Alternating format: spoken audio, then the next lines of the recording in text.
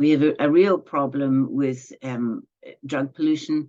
Obviously, it comes out in the urine, it's discarded down toilets, and that's causing a real problem in terms of biodiversity and poison. So there's a lot that we can do within the NHS.